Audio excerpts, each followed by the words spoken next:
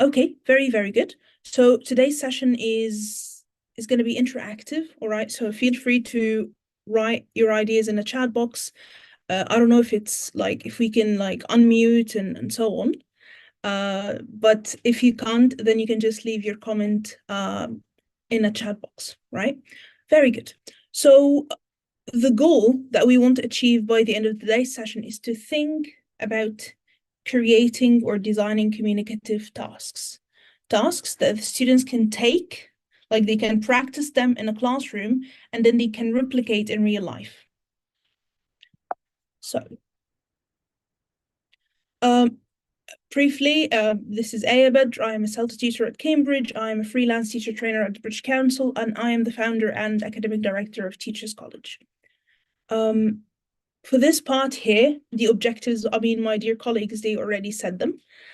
So going to start right away with this part. So when we think about teaching speaking, most of the time we think about just getting the students to speak. But it's not only about this. So we have here these three aspects. So I want you in a chat box to write, what do you think, or how do you think they are related to teaching speaking? So you have assessment, we have learners uptake, and we have scaffolding. So just in a chat box, tell me, how do you think they're related to teaching speaking?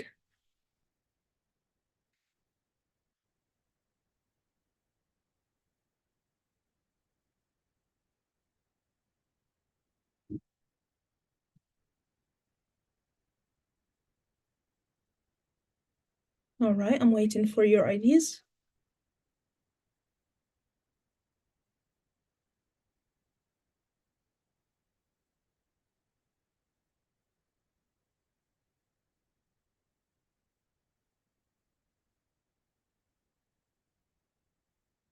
All right, try to think of how it's related, not just which one is related. So you have three of those.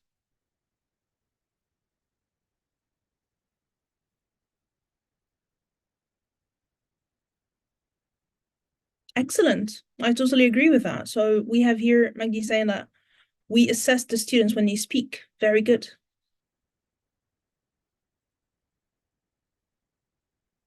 Excellent. So scaffolding is all about supporting the students. All right. Very good. So let's take a look here at some challenges from the classroom. So the first one,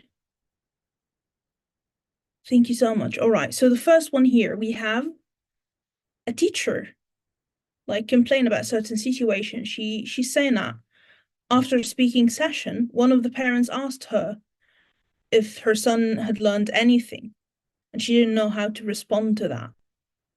So what do you think? Which aspect is this related to? Is it assessment or learners uptake or scaffolding?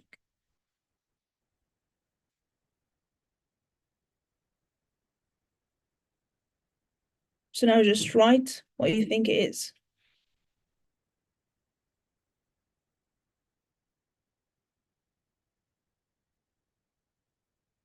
Okay,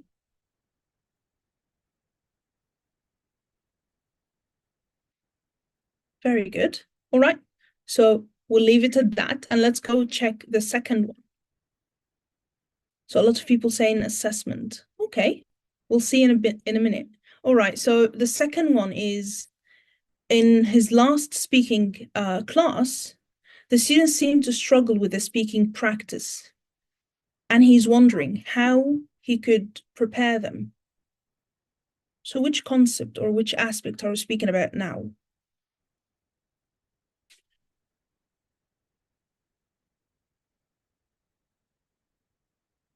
Okay, very good. All right, excellent. I think we're ready to move to the last one. And here is the last one. Thank you so much, everyone. So this one here, the students keep repeating the same mistakes even after the feedback. So the teacher doesn't know how to actually like add to the student so that you wouldn't repeat the mistakes again. Even though repeating mistakes is all right, but we can do some things to avoid it.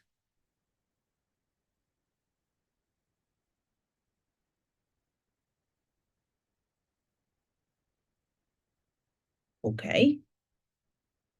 Very good. This one seems a bit confusing for people. All right. So let's take a look. The first one, as you said, is assessment, evaluating the students' speaking skills. The second one, as you also agreed, is scaffolding. The last one, which is the confusing one, is learners' uptake. All right. And when we say uptake, it means the students picking up the language, actually learning it, right? Acquiring what I teach them. Okay. So let's think about the first one. We have assessment, we have scaffolding, and we have learners' uptake. Where do you think we can like include assessment in our speaking lesson to help the students?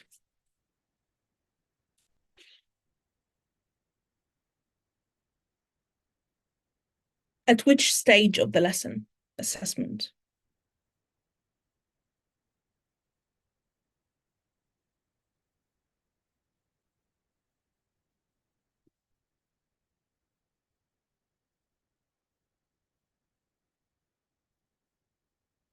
Okay, at the end of the session, through the session. All right.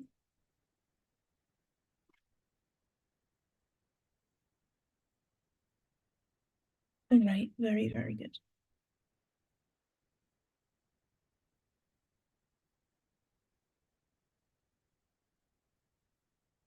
All right. So everybody, it seems like there is a consensus that it should be done at the end of the session, right?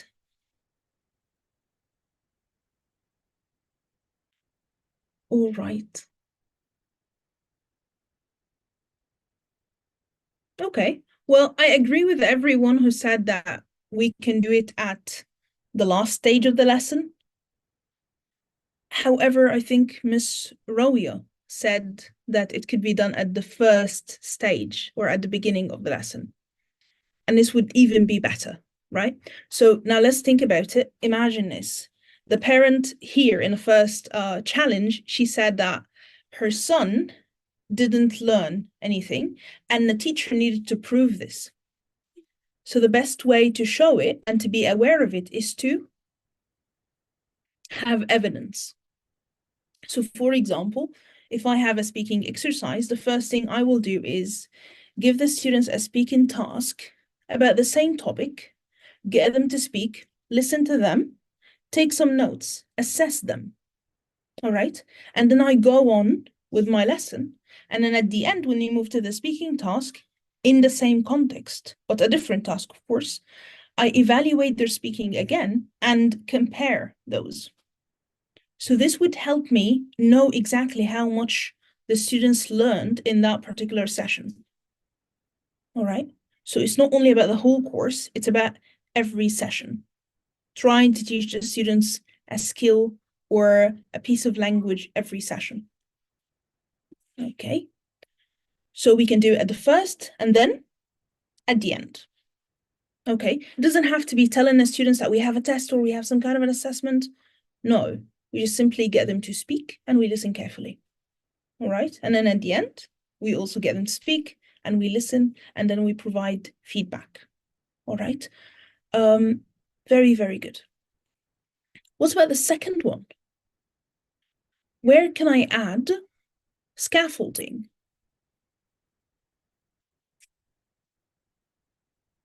Of course, it should be throughout the whole lesson.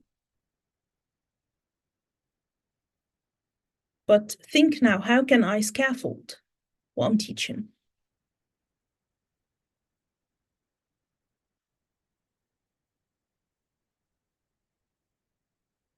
All right, so Magdi, how do we scaffold it? It would be very nice if you elaborate on this.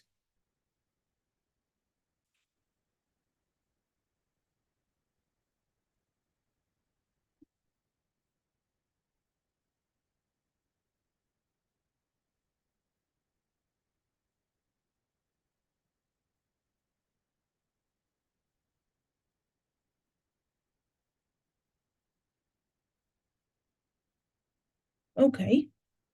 Giving them models, like demonstrating a task. Okay, that's a good thing.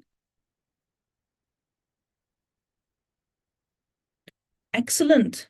Supplying them with vocabulary, yes. Or providing or teaching vocabulary, very good. Supporting their students in general, this is also a very good point. We can also think of different ways to do it.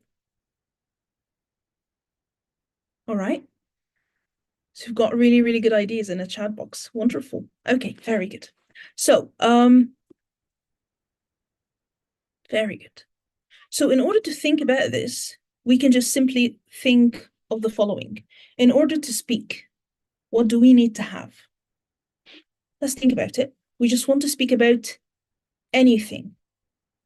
What's the first thing that I need or that we need to speak?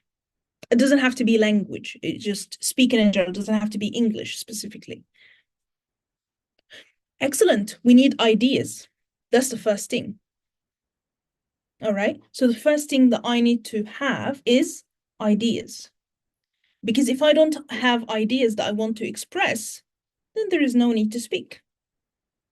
So first thing is ideas. So I have the ideas now, and I really want to like speak to Miss Nuha, for example. I want to tell her these ideas. What do I need after this to express my ideas? Language. Excellent. Language. All right. And then we can have so many different things when we think about language, right? And the third thing, something that we have in a classroom, what do we give the students after this? So they have the ideas now, they have the language to express the ideas.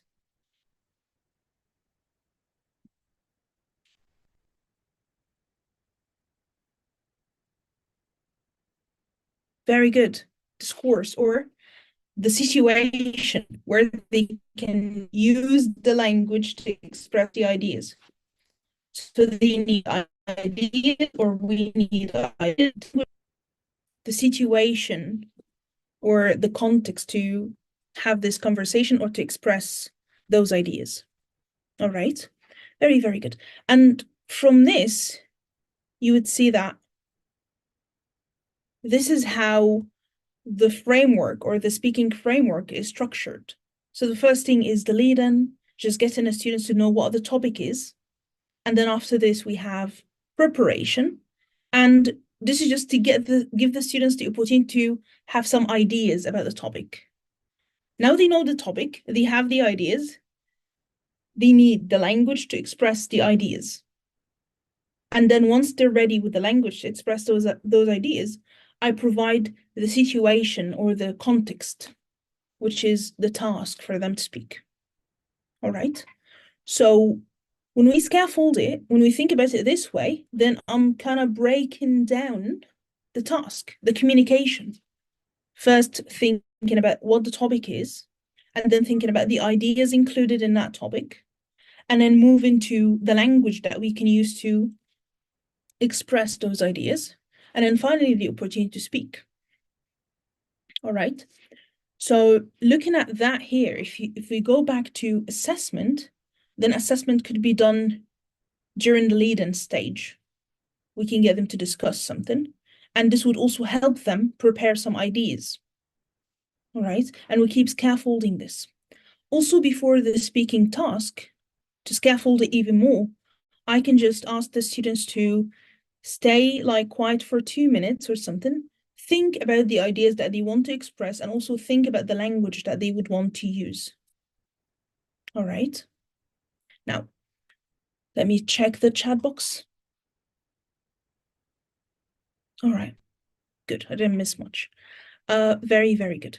Now, for the previous one here, or the one before that, we had also learner's uptake. Now, think about this. I followed all the steps in a lesson, and then I provided feedback.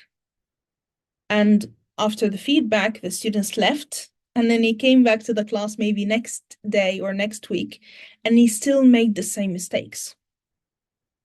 What do you think I should have done to avoid this? Think about it as a teacher. What would you do? and please write it in the chat box.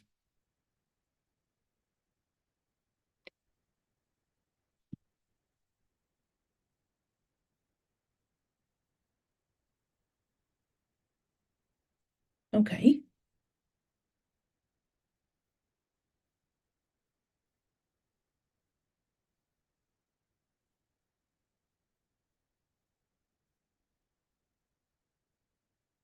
Okay.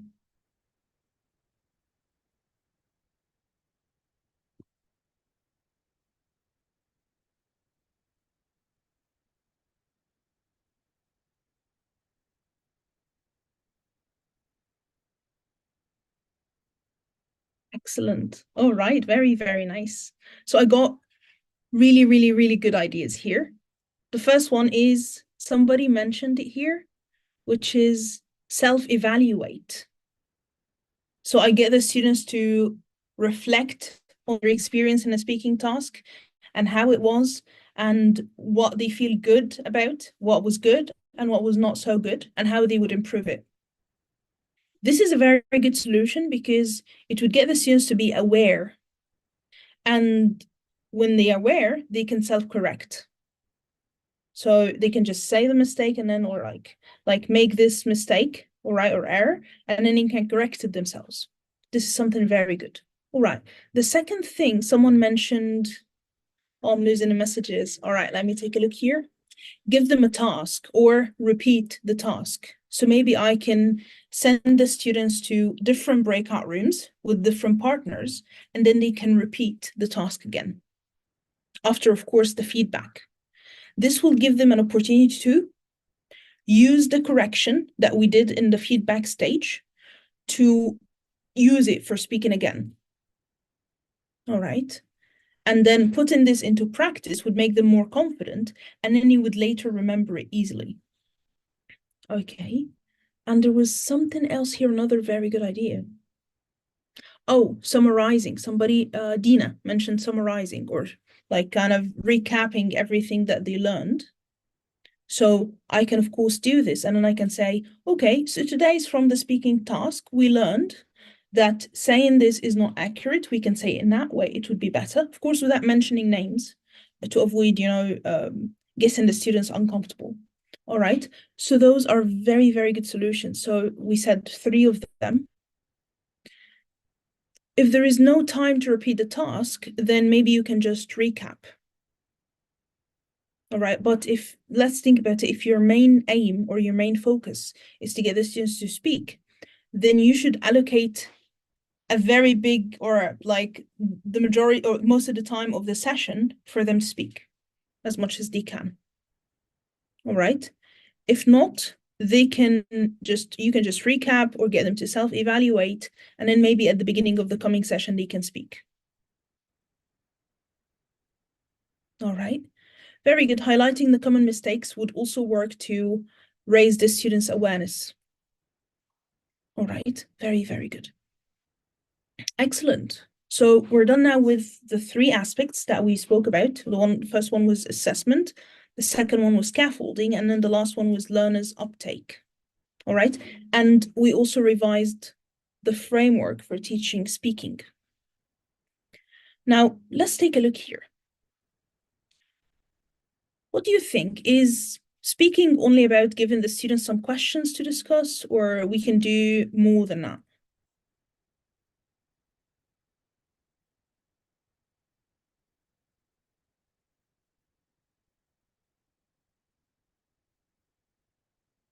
What do you think? Just questions are enough?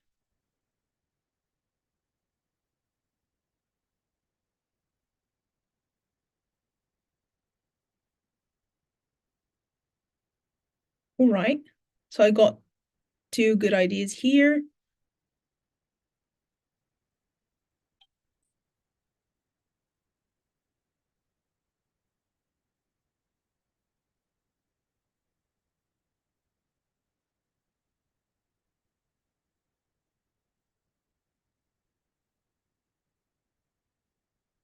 Okay.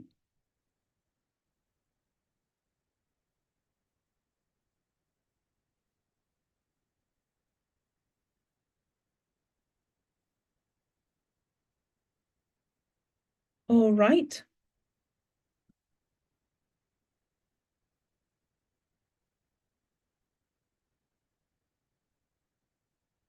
All right, very, very good. So it seems like a lot of people are saying like we need to have a purpose, we need to have something that's challenging, something that's relevant to the students. And those are all really, really good ideas.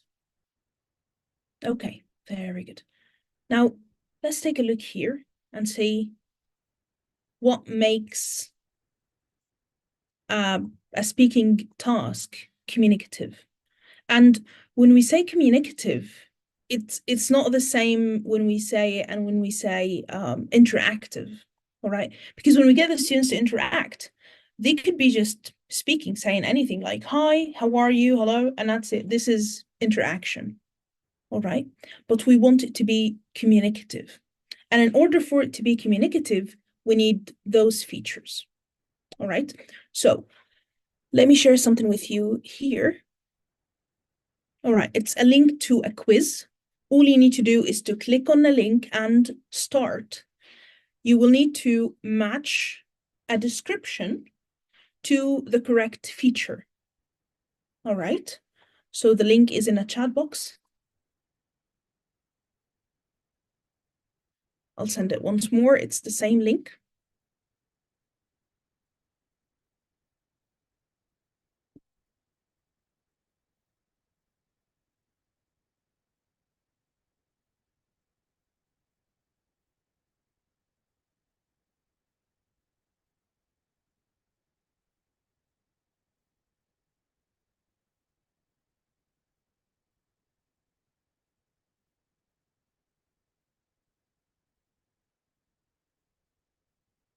And you have about 5 minutes to complete it.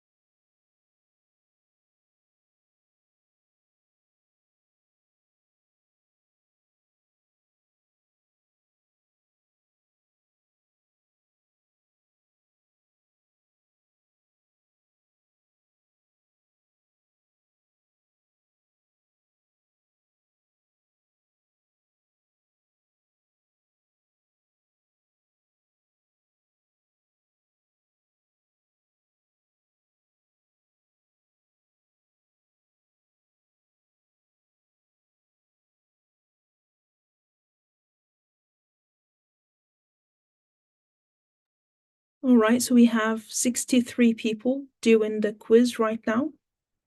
All right, very good. Some people are really fast. That's excellent.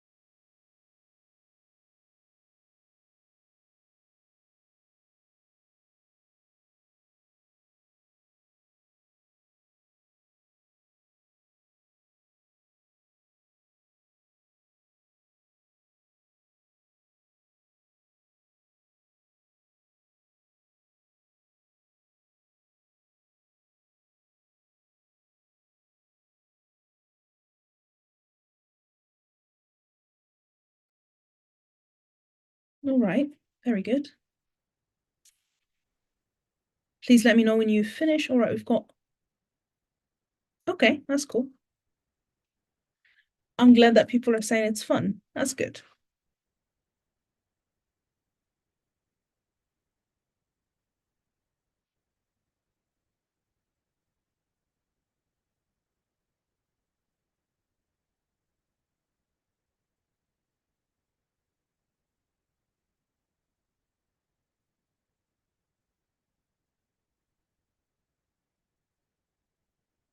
Oh, no mistakes. That's excellent. That's very good. All right, I'm glad you liked it. Ah, sure. I will display the slides right away. Okay, so I think that most people are done. And by the way, keep the link with you. It's extended. If you want to go back to it whenever you want to revise it, that's absolutely fine. You can use the same link. Okay. All right. Well done, everyone. Now moving on to our PowerPoint. Okay. So as you can see, those are the features of a communicative task. Now you know what they mean or what each one means. Okay. But let's very quickly revise that together. Let me also check. Oh, here is the link again. Someone is asking for it. So here is the link to the quiz. You can save it, like keep it on your phone or something. All right, very good. So the first thing is purposeful. It's very important for a task to have a purpose. So, for example, I'm doing this task because I need to achieve a certain goal. So, for example, you wouldn't pick up your phone to call a number or to speak to someone if you don't have a goal that you want to achieve. So this is something that I need to make sure exists in a speaking task. That's the first one. The second one, reciprocal. Reciprocal. And in this part, you know, when you ask the students after they finish speaking, for example, and you ask them, what did your friend tell you? And they're like, I don't remember, or I don't know. Well, this says that this student was not actually listening to their friend or to their partner or colleague, right? So we want to make sure that our exercises would require the students to both speak and listen at the same time. So for example, we can tell them when you start speaking with your friend, make sure to listen carefully to them because I will ask you what they told you. All right, or try to listen and take notes. We're giving them some kind of a gap fill exercise so that they feel the need to focus and remember. So taking notes also is very important. All right. Now, negotiated. This one, I'm not going to explain it. Can you write it in the chat box? What do you think it means? What exactly is negotiated in a task?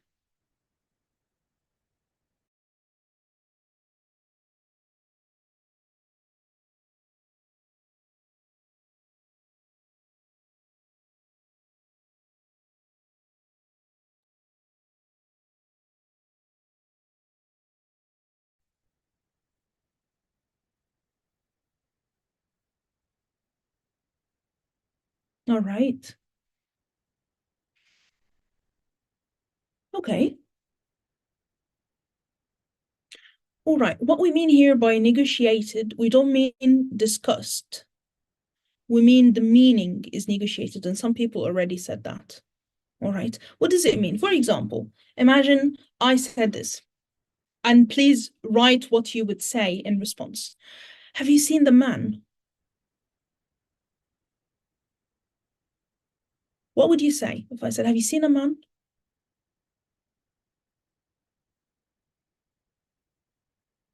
Exactly. Very good. Which man? And then I say, the man standing over there. He's selling flowers. All right. So here, when one student, exactly, we're asking who. right? Very good. So simply, if the students are trying to say something and their partner cannot get it, they can ask follow-up questions. And this is one of the things that the students really struggle with. When they don't understand something, normally they're like quiet, they don't want to say that they don't understand, they feel embarrassed. But training them to like ask questions when you don't understand something and like trying to say, I didn't get that, or what exactly do you mean, right? Another way would be rephrasing what someone said. So imagine this. Have you seen a man? The response would be, do you mean the man standing over there? Or do you mean the man selling flowers over there? So this is me trying to show what I understood so that the other person can confirm or deny. Okay, very, very good. Excellent. For the next part here, synchronous. So getting the students to record a voice note or record something that we want them, for example, to speak, and recording it and sending it is not always enough because this is not the challenge that they actually face in real life when they speak to others. Most of the time, what makes a task difficult is it's immediate. I need to be responding to the person on the spot, not just waiting or thinking or looking up words in a dictionary. It's not this way. I need to listen, understand, and respond. Okay, so giving them enough practice would really help. Okay. Exactly, real-time responses. Very good. All right. Unpredictable. So most of the time, when we give a speaking task, or when we think about different exercises, we sometimes say, this is a controlled exercise, this is a free exercise, right?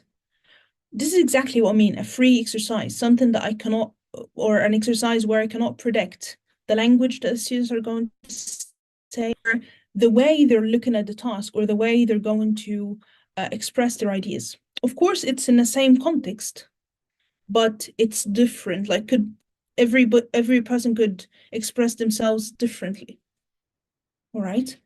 Following this one, we have heterogeneous, and this is simply that the students can express themselves differently. So, for example, if I can't say that something is circular, for example, I can just say it looks this way.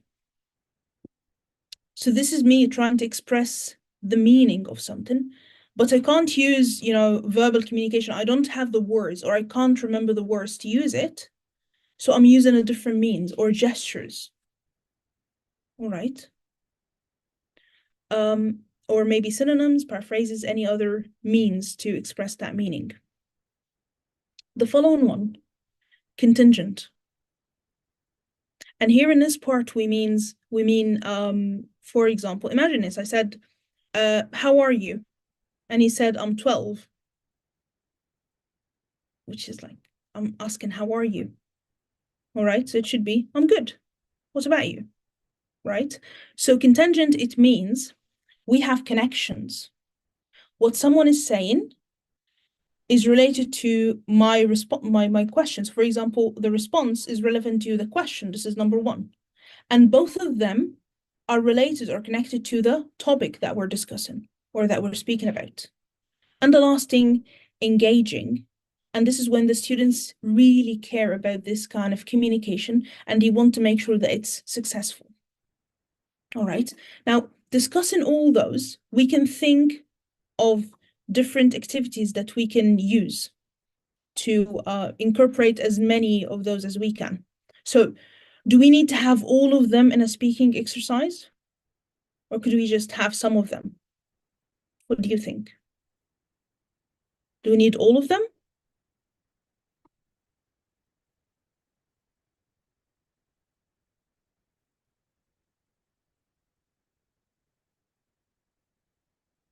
All right. Well, as much as we can. So we can include as many as we can, right? But we don't, I mean, I cannot like say, oh, I can't do this exercise because it does not include all the features or it does not tick all the boxes. Okay. Because think about this. If I'm training my students to like give a presentation, then this is not really reciprocal because they need to learn how to speak. And it doesn't happen really often that we listen to people when we are presenting. Yes, we do sometimes when there are questions, but not all the time. But we try to include as many of those as we can. Okay, so we still have a couple of minutes.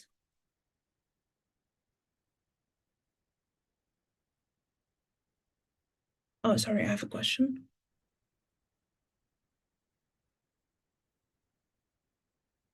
Okay, we're going to get to that in a moment, right? Very good. So now take a look here. We have here a description of a class and an exercise. Or not really an exercise, you're going to come up with the exercise. So we were supposed to go to breakout rooms. I don't know if that's possible. However, we have the lovely chat box, so you can write your ideas in it. I want you now to read this description. So we have a class of intermediate, upper intermediate students, and the topic is AI. The main aim or the main focus of the lesson is speaking, and the sub-aim could be any of those, grammar, vocabulary, or functional language. So think of an exercise that you think would be really communicative or a communicative exercise for the students. You can write in the chat box.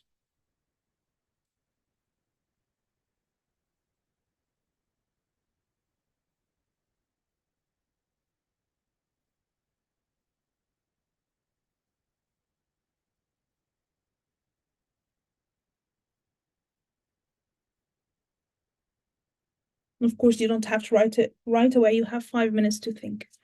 Think and type.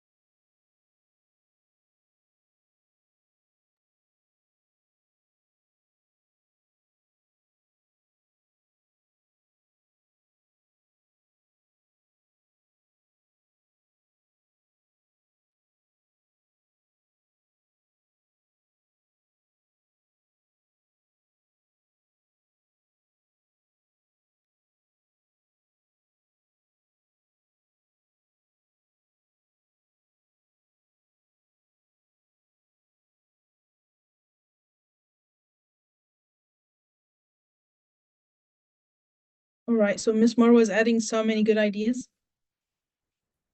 And also Miss Horea.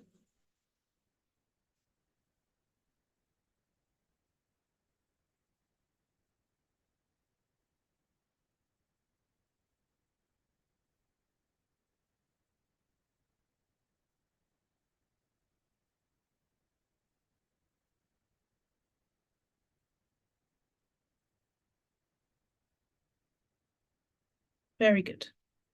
So now we can take a look again at the features that we have.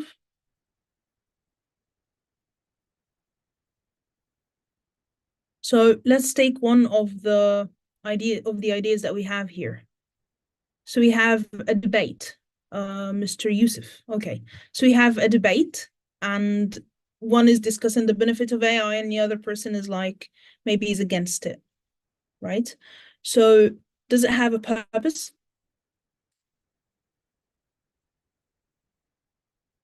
What do you think? Does it have a purpose? Yes. Is it reciprocal?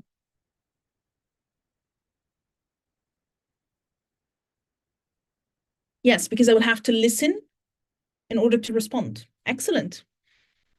Is it negotiated? Yes, right?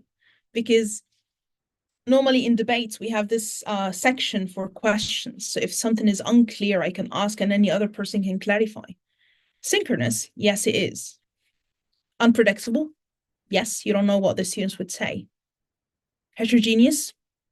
Yes, because the students would express themselves differently. So maybe one of them would show you kind of a study that was done in a certain year and shows you the results to prove their point, especially if you give them enough time to prepare. Contingent, yes, because everything should be or has to be connected. And engaging, yes, if the topic is relevant to the students and their background knowledge and culture and their interests, then you would be really invested in it.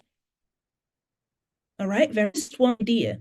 And the goal of the session is not actually to just to give you like 100 exercises to apply with the students, but it's mainly to evaluate the exercise that you can use.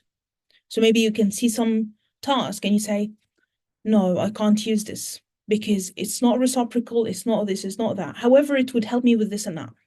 So those features are just for you to evaluate exercises, whether you design them or you get them from a book or a website. All right, very good. So this is actually the end of our session today together. Thank you so much for all the great ideas that you shared with me.